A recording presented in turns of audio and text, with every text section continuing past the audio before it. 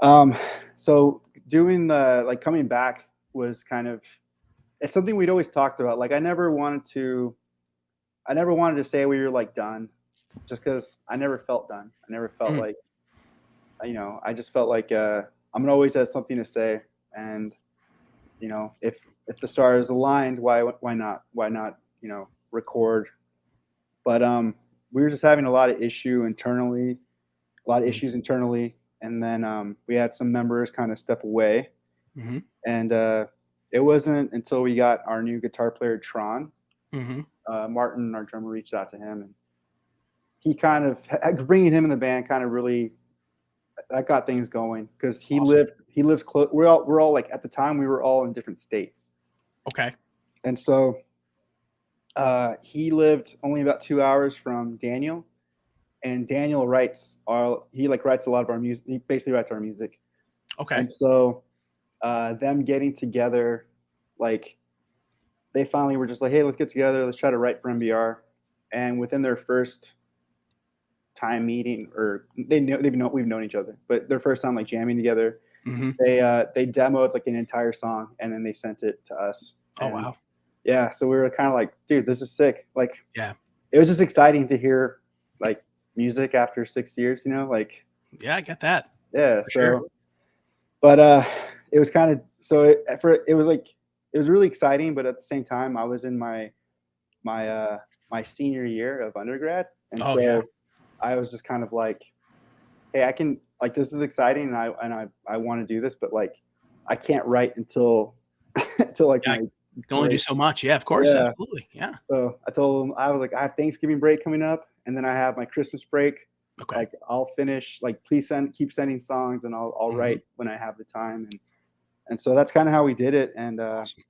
yeah, so we October October 20, what was that, 2020 Mm-hmm. was when we started writing, Okay. and then by that January we were in the studio recording. So Oh, wow. yeah, and then the album was basically done uh, by Matt, like we got it mixed and everything by like February, Mm-hmm. and then it like took almost a whole year to release it. Yeah. So we're happy that it's out finally. Yeah. No, and like I said, it's definitely a great listen, and that has crestfallen many a band. Obviously, uh, having records written and not really being able to put them out, whether it's because you got to find the right time or the right label or have the right distribution. It's tough, and 2020 especially made it even more difficult with the pandemic and all. But Yeah. that's something that even before that a lot of bands had to deal with. You'd write a record and it wouldn't be the right time. You want to release it here, but we can't release it because something else is happening or this or that. So but it is exciting to know that you guys have kind of come back and put out some new music. Now, I think if I understand in the little bit of research that I did, you guys pretty much like self-recorded, self-produced this whole EP, right? This is all you guys. Yeah, and That's awesome. yeah, and we did it with the like total like we intended to just release this ourselves just because we didn't think Pure Noise would want it. Like also because we knew we weren't going to be touring full time, and so we just kind of figured like, oh, let's just release ourselves, no pressure. Mm-hmm. Um, but dude, Pure Noise, Jake especially from Pure Noise, he's such a G. Like he was just like, no, we'll do it. Like, I mean, like I was just going to interject and say, like, bro, PNE 101 yeah, was what record? Consequence of Dreams, right? Yeah. yeah, So, and that was like 2008, 2009. So, I mean, yeah, like, to think that you couldn't hit up Jake and be like, "Hey, Jake, can you put out some music for me?" yeah, They'd be like, "No way." First band that we ever did anything with, and then like 4 or yeah. 5 releases from there came those jerks in the story so far, and now Just we are where we are, right? yeah, But no, I obviously it having that home is a great thing, and every Pure Noise artist that we have on just says the same thing. They just sing Jake's praises, and they just talk about the label, how they are very, very much hands off in terms of letting bands do what they want to do. And they're very, they're definitely a label that we talk about a lot, being a home to a lot of great types of music and, really diverse music, which is a great thing. Yeah. But I mean, I would think that you guys kind of fit right on there. I mean, with a band like Counterparts getting all of the acclaim that they're getting, writing similar music, to you guys, but that's the thing with Pure Noise as a label. They're open to, I saw that they just signed Alex Melton, who I don't know if you guys are familiar, but he's this like whiz kid that like takes all of these songs and like goes onto YouTube and like essentially rewrites songs. Like, he'll just be like, what if What's My Age Again was only halftime drums? Right. Or like, what if like this Paramore song was re-envisioned as like an alt country song? And he does some awesome things. But again, that's just a testament to what Pure Noise does. They're like, we're not gonna just sign melodic hardcore bands or pop punk bands. Right. We're gonna do what we like. So I think that's a great thing. But yeah, so now on top of this, this new EP that you guys are putting out, I know that, again, we talked about it briefly that you have, a lot of stuff going on, but, even with the, COVID kind of getting a little bit bad again, 2022, do you guys have plans to get out there and tour a bit? So touring, no, at least as of right now, touring, we don't really, it's just gonna be really difficult for us to do that. Sure. But we're going to be, I would assume we're going to announce, we have a show coming up. I guess not coming up, but in 2022, we will be playing. I should probably find out when we're announcing that. I'd imagine soon. So I have an idea of what you're going to tell me. And I think if my idea is right, you don't have to say it on air. You could say it off air, but I feel like I think what you're going to say, I think you're going to be right at home with where you're playing. But that later. So, but that's awesome. That's very, very awesome to hear. So, I want to pull it back a little bit. I don't want to go all the way back to the genesis of No Bragging Rights, but I want to talk a little bit about Cycles, because, that record, you did with Entertainment One, which is, like an enormous label. I mean, we've had, our buddy, Alex, right? I think from Conditions, and Full of War came out on Entertainment One. Wait, you guys are friends with Conditions? Oh, we love Conditions so much, good. Dude. I love that band. Like, this is telling you, Fluorescent Youth. Yeah, that's Fluorescent Youth. That's the one. Yeah, and I think that one even might have came out on Entertainment One. But I just kind of wanted to talk about your experience working with Entertainment One versus, what it's been like to work with Pure Noise. Not necessarily looking for horror stories, because I know everyone has a different take on working with a bigger label. But what was that like for you guys? Working with Entertainment One, did you feel like it was just as open or more stifling, or you had to kind of fit into molds, or how did that go for you guys? So I don't really think we have anything bad to say about them. So we signed with Good Fight, who was under E1. So it was basically Good Fight was a label, but the backing was from E1. For E1, yeah. And I think part of it was they kind of just didn't really know how to market us or like how to sell us, which I don't blame them, especially back then. Like our melodic hardcore stuff was kind of what do you pair us with on that label? The metal bands. Yeah, right. Mm-hmm. So the draw to that was we really wanted to tour Europe, and so they were kind of like, which is kind of funny now, like with how massive Pure Noise is, but that was kind of one of the selling points, was they were like, we'll actively get you into Europe, and we should be able to, like, their thing was like, we told them we wanted to get out to Europe, and that was kind of their selling point to us. Okay. Because at the time when we were kind of like shopping for labels, we weren't desperately trying to sign anywhere. We were kind of trying to see like like what do we want as a band at this point in our career? And Mm-hmm. it was so Europe was like the big thing, and so E1 or Good Fight, they were just kind of like we can get you into Europe, like we can do this and Awesome. that. So that was kind of a big selling point for us. Yeah, for sure. So, but yeah, that was like it was cool. Like they had like that was like one of the first like more established labels that we were a part of, and Mm-hmm. like we actually got to go to the E1 like headquarters and stuff, Oh, and that's cool. got to meet. Yeah, we got to meet some of the people, and Mm-hmm. and then I remember we were playing in New York because that's where they're based out of, and like they'd sent some like their staff to come check us out, which is cool. Oh, wow. Like we hadn't Yeah. really, you know, we hadn't really had that before. So Yeah. yeah, I don't know. I think it was a cool. We enjoyed our time there. We realized pretty early on, we're like, they might not pick up the option just because I don't think they know what to do with us. Yeah. Yeah. And so that's kind of how it went down. No hard feelings on our end. Hey. So. No, I get it, man. And it looks like you guys, were maintaining that relationship with Pure Noise because, they'd put out the actual vinyl for you guys, which is super cool. So when you guys did sign that first deal with Pure Noise and you guys were band number one, like, did you envision Pure Noise becoming the powerhouse that they are now?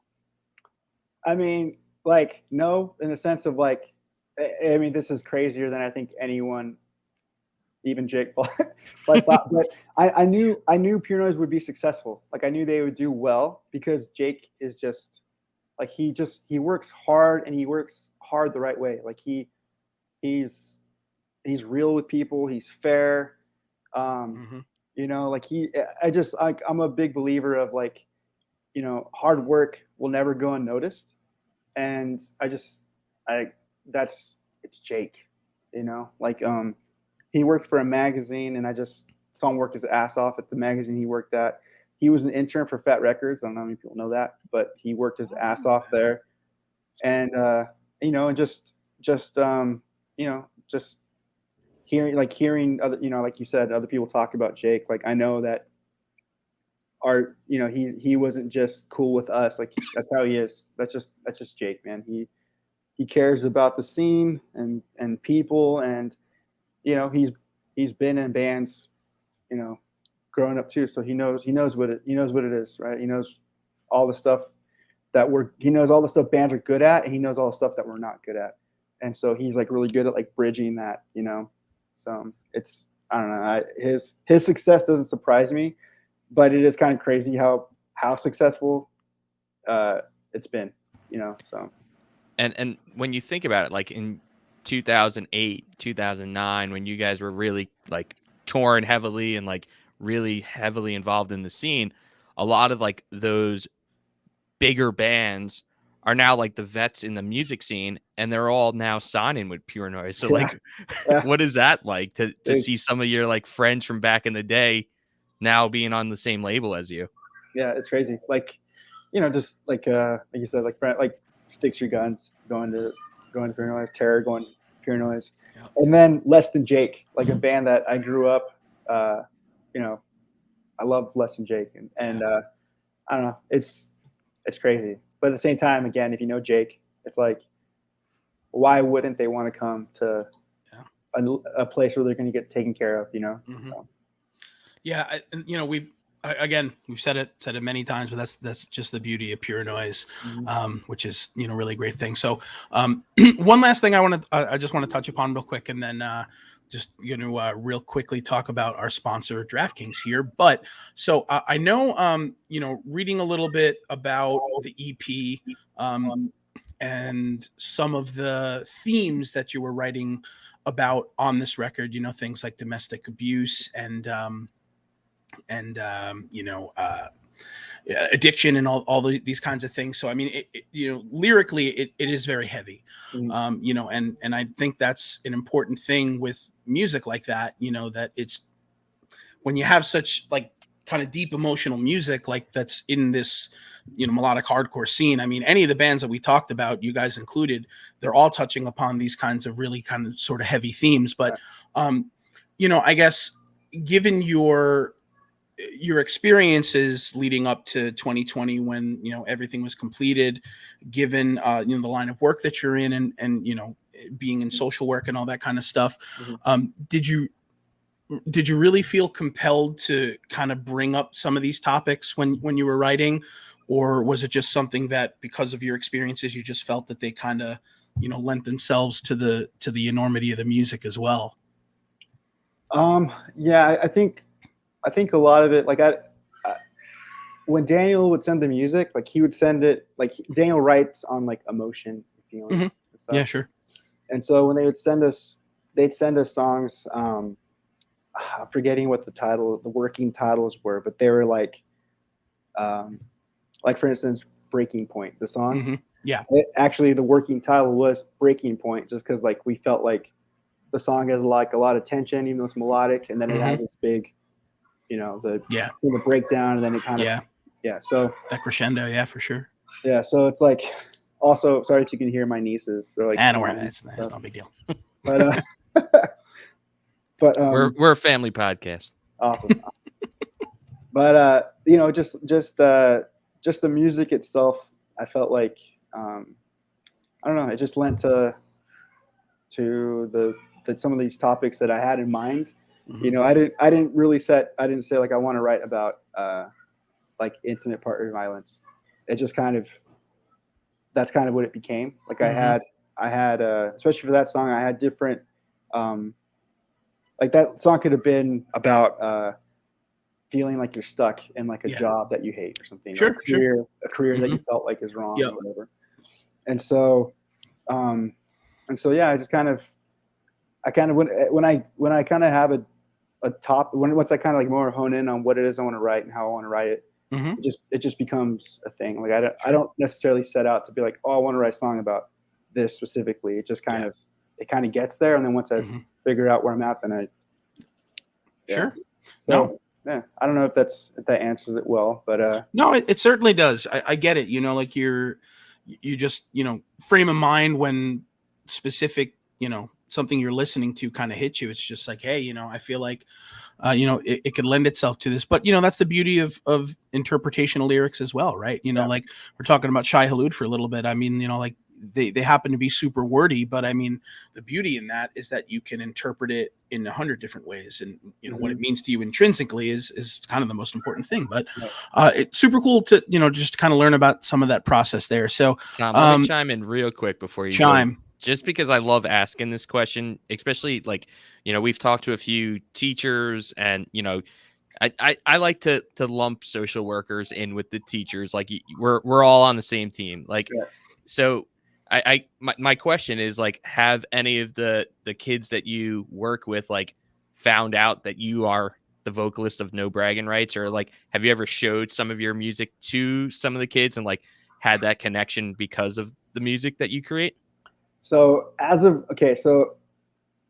no, as far as I know, like and part of it is because like for the places that I have worked at, so I was interning at a school. I was a counselor at a like a continuation kind of school, and they were really big on like self disclosure and just making sure that like you keep it very professional, and that you don't give too much of your personal life, because like you don't want these kids to come find you, as far as especially while you're working. Like they want it to be very professional and very separate.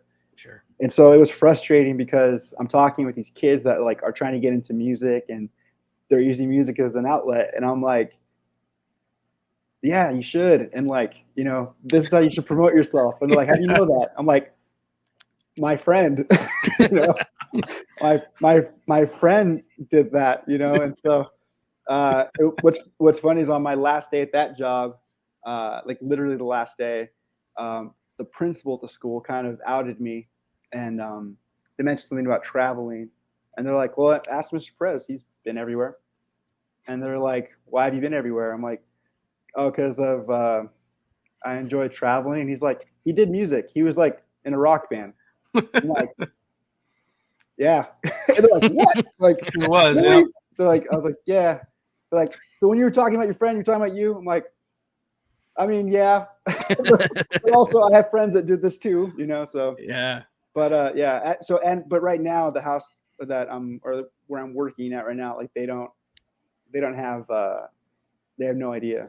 So it's I kind of it's rough, man, because there's parts of me that want to tell them, and because I feel like some of our songs would be helpful for them, and yeah, for sure. But at the same time, I also don't want them to listen to me now because they think I'm cool because my band, you know what I mean? Or like, I don't know. Yeah, you don't want to lose that that presence over them, that you're in fact, someone that's advocating for them and have them, I get it.